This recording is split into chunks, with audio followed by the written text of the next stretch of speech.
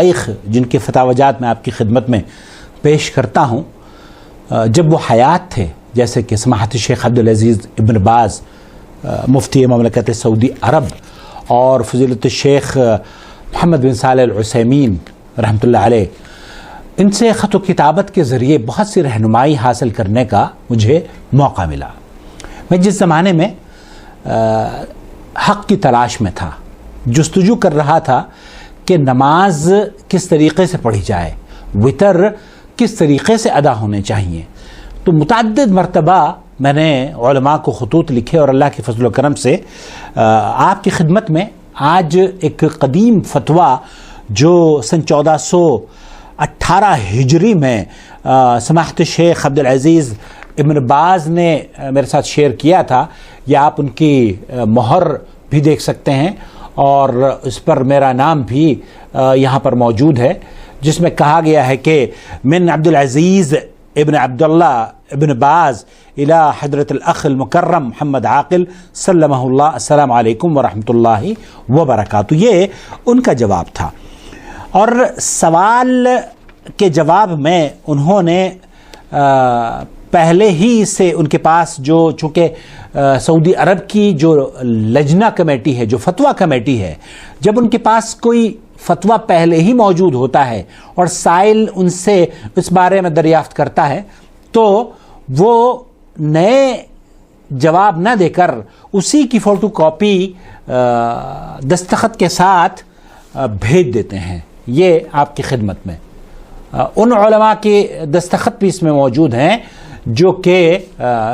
سعودی عرب میں لجنۃ الدائمہ والافتاء میں یہاں پر بڑی حیثیت سے عبداللہ ابن عبد الرحمن الغدیان، شیخ عبدالعزیز عبداللہ ابن باز اور بکر بن عبداللہ ابو زید، عبدالعزیز بن عبداللہ بن محمد آل الشیخ، صالح بن فوزان الفوزان، ان تمام علماء کے فتاوجات میں آپ کی خدمت میں پیش کرتا ہوں۔ آپ آج جو میں یہاں اس فتوے کو پیش کرنا چاہ رہا ہوں وہ یہ کہ ہمارے یہاں جو وتر کی نماز میں رفع دین کیا جاتا ہے، اور یہ سمجھا جاتا ہے کہ اس کو کرنے سے تیسری رکعت میں جب ہم قنوت سے پہلے رفع دین کرتے ہیں، یہ سمجھا جاتا ہے کہ ہم سنت پر عمل کر رہے ہیں۔ لجنۃ الدائمہ سعودی عرب کی جو فتویٰ کمیٹی ہے، وہ اس سلسلے میں کیا رہنمائی کر رہی ہے، اسے ضرور اور غور سے سماعت فرمائیے گا۔ بسم اللہ الرحمن الرحیم۔ مملکت سعودی عرب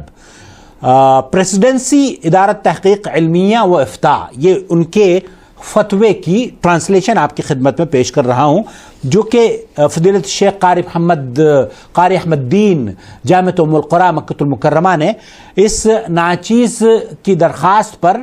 انہوں نے اپنی تحریر کر کے مجھے یہ بھیجی۔ اللہ تعالیٰ ان کو جزائے خیر دے، اور آپ کی خدمت میں اسے الحمدللہ وحدہ والصلاۃ والسلام علی من لا نبی بعدہ۔ تحقیقات علمی و افتاء کمیٹی نے مفتی عام کی خدمت میں ماجد محمد گہتانی کے پیش کردہ سوال نامے پر غور کیا، جس میں سائل کا مکمل سوال یہ پیش کیا گیا تھا: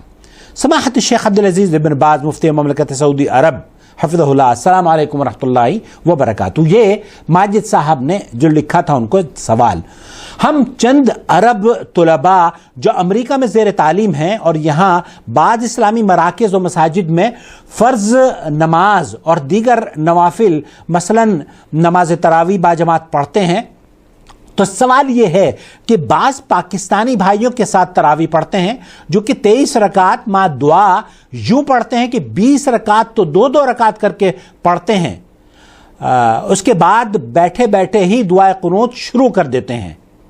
پھر دعا کر چکنے کے بعد 3 رکعت اکٹھی پڑھتے ہیں مغرب کی طرح، وتر پڑھتے ہیں، جبکہ تیسری رکعت میں رکوع اور سجدے کے درمیان ایک تکبیر زائد کہتے ہیں، اور اس کے لیے یہ حجت کرتے ہیں کہ وتر مغرب کے مشابہ نہ ہو۔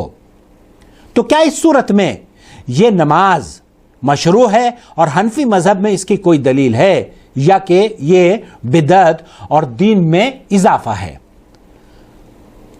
اور کیا ایسے امام کی اقتداء جائز ہے،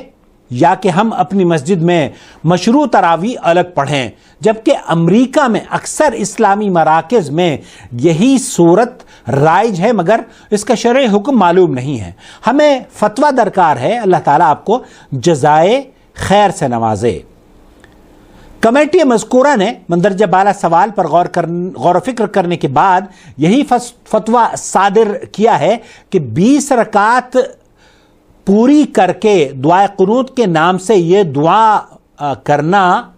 بدعت ہے، اور بعد ازاں 3 رکعت اکٹھی مغرب کی طرح ادا کرنی بھی جائز نہیں ہے، اس لیے کہ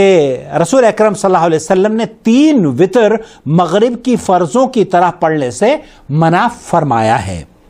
البتہ اگر تینوں رکعتیں درمیانے تشہد کے بغیر لگاتار پڑھی جائیں تو کوئی حرج نہیں ہے، کیونکہ نبی کریم صلی اللہ علیہ وسلم نے بعض اوقات اس طرح 3 وتر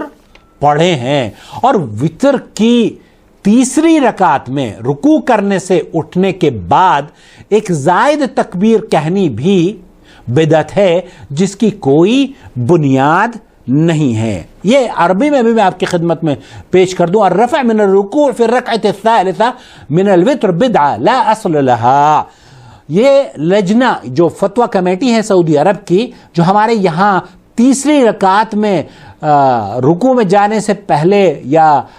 میں تو اب بھول بھی گیا ہوں کس طریقے سے وتر کی پڑھتے تھے ہم پچھلے زمانے میں، تو وہ رفع دین کرتے ہیں اور پھر ہاتھ باندھ کر دعائے قنوت پڑھتے ہیں۔ لجنۃ الدائمہ والافتاء اس سلسلے میں یہ فرما رہی ہے کہ یہ طریقہ لا اصل لہا، اس کی کوئی اصل نہیں ہے، نبی کریم صلی اللہ علیہ وسلم سے یہ ثابت نہیں ہے اور یہ بدعت ہے۔ اور اگر وہ لوگ، پھر شیخ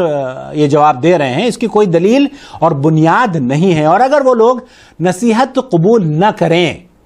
تو تمہارے لیے شرعاً یہی بہتر ہے کہ تم اپنی مسجد میں الگ 11 یا 13 رکعت پڑھو۔ نبی کریم صلی اللہ علیہ وسلم کے عمل سے یہی افضل عمل ثابت ہے، اور اگر 23 یا اس سے زیادہ بھی پڑھے تو کوئی حرج نہیں، اس لیے کہ نبی کریم صلی اللہ علیہ وسلم نے فرمایا ہے کہ رات کی نماز 2 رکعت ہے، بس تم میں سے کسی کو صبح ہونے کا اندیشہ ہو تو ایک ہی رکعت پڑھ لے، یہ اکیلی رکعت پہلی پڑھی ہوئی ساری نماز کو وتر عدد بنا دے گی۔ یہ حدیث بالاتفاق بخاری اور مسلم صحیح ہے، جس میں آپ صلی اللہ علیہ وسلم کی مخصوص تعداد کی تحدید نہیں فرمائی۔ واللہ الموفق، وصلی اللہ علی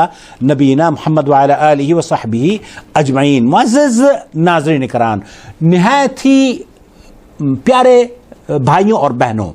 رمضان ہو یا غیر رمضان ہو، وتر کی نماز تو ہر روز پڑھی جاتی ہے۔ وتر کا اہتمام رمضان میں بہت کیا جاتا ہے، لیکن اسے اگر ہم صحیح طریقے سے پڑھیں گے تو آپ کی اور ہماری نمازیں قبول ہوں گی۔ اگر صحیح وتر کی نماز کا طریقہ آپ کو جاننا ہے تو یہ لنک آپ کو دے رہا ہوں، اس پر ضرور آپ اس کو ضرور دیکھیے گا۔ البتہ جو طریقہ مفتی صاحب نے یہاں پر ہمارے یہاں احناف کے مساجد میں رائج ہے، اس فتوے کا نمبر 17249 ہے، اور یہ تاریخ 9/9/1415 ہجری کو لجنۃ الدائمہ والافتاء نے اس کو شائع کیا تھا۔ یہ آپ کی خدمت میں اس لیے پیش کر رہا ہوں تاکہ چونکہ یہ سوال کھڑا کیا جا سکتا ہے کہ جناب ہمارے یہاں تو یہ اس بڑی تعداد میں اس طریقے سے نماز پڑھتے ہیں، اور یہ سعودی عرب کی فتویٰ کمیٹی اسے بدعت قرار دے رہی ہے۔ بہرحال یہ موقف میں نے مناسب سمجھا، کیونکہ میں نے اس موقف کو میں پہلے اس پر عمل کرتا تھا، اور اللہ کی فضل و کرم سے اب میں 2 رکعت پڑھ کر سلام پھیرنا اور پھر اس کے بعد 1 رکعت وتر پڑھنا، یہ افضل ترین طریقہ ہے وتر کو پڑھنے کا۔ اللہ رب العالمین سے دعا ہے کہ اللہ تعالی ہمیں ہماری اس کاوش کو شرف قبولیت بخشے، لوگوں کی نماز کی اصلاح کا ذریعہ بنائے، اور لوگوں کی اصلاح کے ساتھ ساتھ ہم سے جڑنے اور اس محبت اور اتفاق کو اپنی رضا کے حصول کا بھی ذریعہ بنا لے۔ اپنا بہت خیال رکھیں، اور ہمارے چینل کو سبسکرائب کریں، بیل آئیکن دبا دیں تاکہ ہماری تمام ویڈیوز آپ تک پہنچتی رہیں۔ بہت شکریہ۔ والسلام علیکم ورحمۃ اللہ وبرکاتہ۔